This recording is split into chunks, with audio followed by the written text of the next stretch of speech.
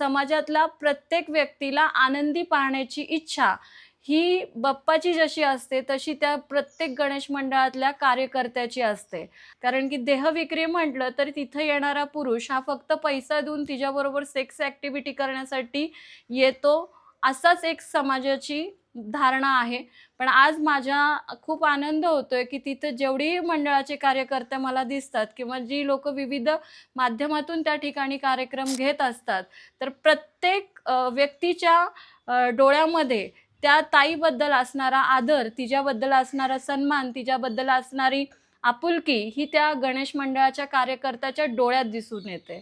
आणि त्यामुळे मला असं वाटतं की माझा बाप्पा हा ह्या गणेश मंडळाच्या कार्यकर्त्यांमध्ये मला दिसून येतोय आणि त्याच्याकडनं आपल्याला ही चांगली कामं सतत समाजामध्ये करायची आहेत। आणि गणेश मंडळाचा कार्यकर्ता हा जो आहे, हा सर्वसामान्य दिसत असला तरी त्याच्यामध्ये जी दैवी शक्ती आहे, जी गणेश बाप्पांनी त्याला दिलेली आहे, ती प्रचंड मोठी आहे। आमच्या ताईंसाठी सतत तत्पर उभा राहणारा हा आमचा गणेश मंडळाचा कार्यकर्ताच आहे आणि त्यांनी कधीच असा भेदभाव केला नाही की ही बुधवार पेठेतली सेक्स वर्कर ताई आहे, तर मी हिच्या हाताने राखी का बांधावी? आज मोठं मन करून ह्या भागामध्ये लोकं तिथं येतात, त्यांच्या मुलांना आपली मुलं मानतात।